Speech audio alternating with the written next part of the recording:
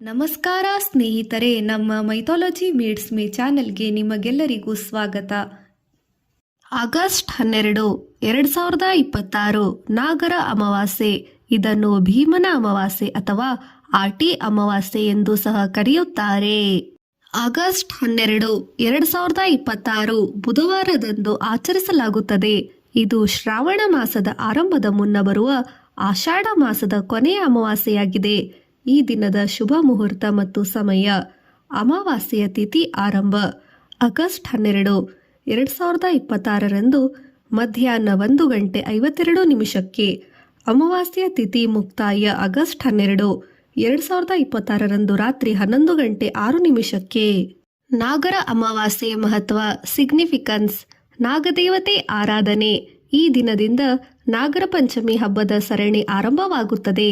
ನಾಗದೇವತೆಗೆ ಹಾಲು ಎರೆಯುವುದರ ಮೂಲಕ ಸರ್ಪದೋಷ, ಕಾಳಸರ್ಪದೋಷ ನಿವಾರಣೆಗಾಗಿ ವಿಶೇಷ ಪೂಜೆ ಸಲ್ಲಿಸಲಾಗುತ್ತದೆ. ಭೀಮನ ಅಮಾವಾಸ್ಯೆ ಜ್ಯೋತಿರ್ಭೀಮೇಶ್ವರ ವ್ರತ. ಕರ್ನಾಟಕದ ಹಲವೆಡೆಯಲ್ಲಿ ಮಹಿಳೆಯರು ತಮ್ಮ ಪತಿ ಮತ್ತು ಸಹೋದರರ ಆಯುಷ್ಯ, ಆರೋಗ್ಯ ಮತ್ತು ಏಳಿಗೆಗಾಗಿ ಜ್ಯೋತಿರ್ಭೀಮೇಶ್ವರ ವ್ರತವನ್ನು ಆಚರಿಸುತ್ತಾರೆ.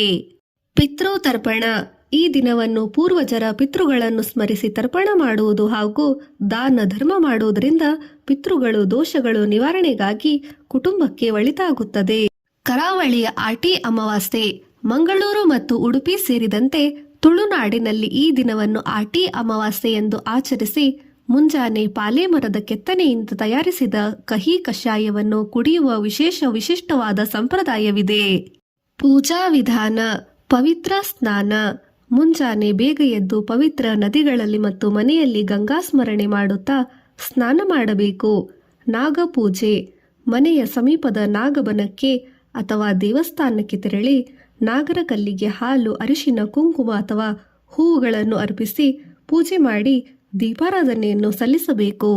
ದೇವರ ಕೋಣೆ ಹಾಗೂ ಮುಖ್ಯ ದ್ವಾರದ ಬಳಿ ದೀಪಗಳನ್ನು ಹಚ್ಚಿ ಮೌನವಾಗಿ ಪಿತೃಗಳನ್ನು ಸ್ಮರಿಸಬೇಕು.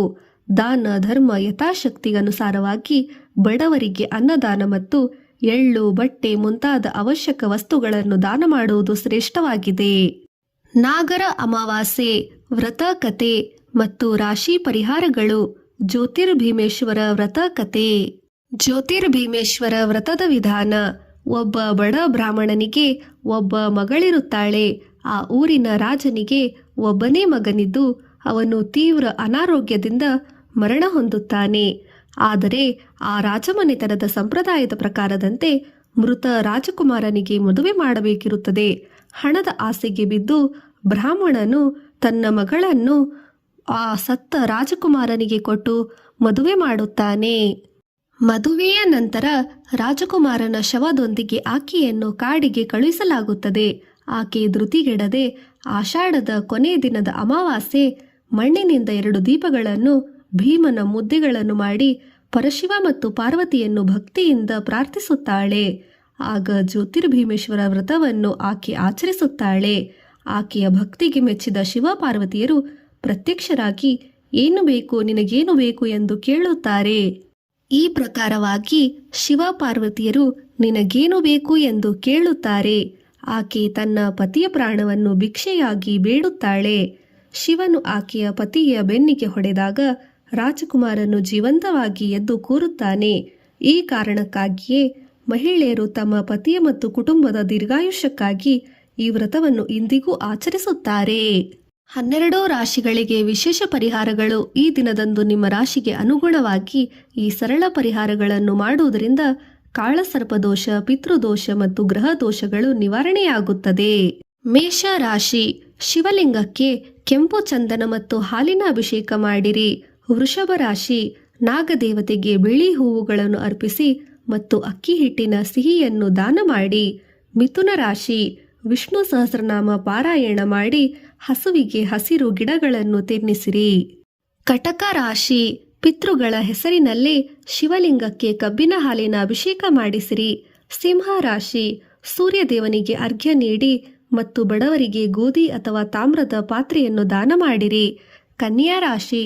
ದೇವಸ್ಥಾನಕ್ಕೆ ಕಪ್ಪು ಎಳ್ಳು ಮತ್ತು ಉದ್ದಿನಬೇಳೆಯನ್ನು ದಾನ ನೀಡಿ. ತುಲಾ ರಾಶಿ. ಮಹಾಲಕ್ಷ್ಮಿ ಅಷ್ಟೋತ್ತರ ನಾಮಾವಳಿಯನ್ನು ಪಠಿಸಿ ದೀಪಕ್ಕೆ ತುಪ್ಪವನ್ನು ಹಾಕಿ ದೇವಸ್ಥಾನದಲ್ಲಿ ಬೆಳಗಿಸಿ. ವೃಶ್ಚಿಕ ರಾಶಿ ಹನುಮಾನ್ ಚಾಲೀಸ ಪಠಿಸಿ ಮತ್ತು ನಾಗನ ಕಲ್ಲಿಗೆ ಕೆಂಪು ಹೂವುಗಳನ್ನು ಇಡಿರಿ. ಧನಸ್ಸು ರಾಶಿ ದೇವಸ್ಥಾನದ ಅರ್ಚಕರಿಗೆ ಹಳದಿ ಬಣ್ಣದ ಬಟ್ಟೆ ಮತ್ತು ಹಣ್ಣುಗಳನ್ನು ದಾನ ಮಾಡಿ. ಮಕರ ರಾಶಿ ಶನಿದೇವರ ದೇವಸ್ಥಾನದಲ್ಲಿ ಸಾಸಿವೆ ಎಣ್ಣಿನ ದೀಪ ಹಚ್ಚಿರಿ. ಕುಂಭ ರಾಶಿ ಬಡವರಿಗೆ ಕಪ್ಪು ಕಂಬಳಿ ಮತ್ತು ಅನ್ನದಾನ ಮಾಡುವುದರಿಂದ ರಾಹುಕೇತು ದೋಷ ನಿವಾರಣೆಯಾಗುತ್ತದೆ. ಮೀನ ರಾಶಿ ಶಿವಲಿಂಗಕ್ಕೆ ಜೇನುತುಪ್ಪ ಮತ್ತು ಹಾಲಿನ ಅಭಿಷೇಕ ಮಾಡಿ ಪ್ರಾರ್ಥಿಸಿರಿ. ನಾಗರ ಪೂಜೆ ಸರ್ಪದೋಷ ನಿವಾರಣೆ ಮಂತ್ರ. ನಮಸ್ತುಭ್ಯಂ ಮಹಾನಾಗ ಶಂಖಪಾಲ ಮಹಾಬಲ ರಕ್ಷಮಾಂ ಸರ್ಪದೋಷಾಭ್ಯಾಂ ಸುಖಂ ವರ್ಧಮ ಮೇ ಸದಾ. ಹೇ ಮಹಾಬಲಶಾಲಿಯಾದ ನಾಗದೇವನೇ, ನಿನಗೆ ನನ್ನ ಅನಂತಕೋಟಿ ನಮಸ್ಕಾರಗಳು. ನನ್ನನ್ನು ಎಲ್ಲ ರೀತಿಯ ಸರ್ಪದೋಷಗಳಿಂದ ರಕ್ಷಿಸು ಮತ್ತು ನನ್ನ ಜೀವನದಲ್ಲಿ ಸುಖವನ್ನು ವೃದ್ಧಿಸು. ನವನಾಗ ಸ್ತೋತ್ರ. ಪ್ರಮುಖ 9 ನಾಗಗಳ ಸ್ಮರಣೆ. ಅನಂತಂ ವಾಸುಕಿಂ ಶ್ರೇಷ್ಠಂ ಪದ್ಮನಾಭಂ ಚ ಕಂಬಲಂ ಶಂಖಪಾಲಂ ಚ ಧೃತರಾಷ್ಟ್ರಂ ತಕ್ಷಕಂ ಕಾಲಿಯಂ ತಥಾ. ಜ್ಯೋತಿರ್ಭೀಮೇಶ್ವರ ಸ್ತೋತ್ರ. ಶಿವನ ಸ್ತೋತ್ರ. ಓಂ ತತ್ಪುರುಷಾಯ ವಿದ್ಮಹೇ ಮಹಾದೇವಾಯ ಧೀಮಹಿ ತನ್ನೋ ರುದ್ರ ಪ್ರಚೋದಯಾತ. ಉದಯ ತಿಥಿ ಪ್ರಕಾರ ಆಗಸ್ಟ್ 12 ಬುಧವಾರದಂದು ಇಡೀ ದಿನ ಪೂಜೆ ಮತ್ತು ಧಾರ್ಮಿಕ ಕಾರ್ಯಕ್ರಮಗಳಿಗೆ ಅತ್ಯಂತ ಶುಭ ಮತ್ತು ಶ್ರೇಷ್ಠವಾಗಿದೆ. ಆಗಸ್ಟ್ 12, 2026 ಬುಧವಾರದಂದು ಆಚರಿಸಲಾಗುತ್ತದೆ. ಇದು ಶ್ರಾವಣ ಮಾಸದ ಆರಂಭದ ಮುನ್ನ ಬರುವ ಆಷಾಢ ಮಾಸದ ಕೊನೆಯ ಅಮಾವಾಸ್ಯೆಯಾಗಿದೆ. ಈ ದಿನದ ಶುಭ ಮುಹೂರ್ತ ಮತ್ತು ಸಮಯ. ಅಮಾವಾಸ್ಯೆಯ ತಿಥಿ ಆರಂಭ ಆಗಸ್ಟ್ 12, 2026 ಮಧ್ಯಾಹ್ನ 1:52 ಅಮಾವಾಸ್ಯೆಯ ತಿಥಿ ಮುಕ್ತಾಯ ಆಗಸ್ಟ್ 12, 2026 ರಾತ್ರಿ 11:06 ಆಗಸ್ಟ್ 12, 2026 ನಾಗರ ಅಮಾವಾಸ್ಯೆ. ಇದನ್ನು ಭೀಮನ ಅಮಾವಾಸ್ಯೆ ಅಥವಾ ಆಟಿ ಅಮಾವಾಸ್ಯೆ ಎಂದು ಸಹ ಕರೆಯುತ್ತಾರೆ. ಎಲ್ಲರಿಗೂ ನಾಗರ ಅಮಾವಾಸ್ಯೆಯ ಹಾರ್ದಿಕ ಶುಭಾಶಯಗಳು.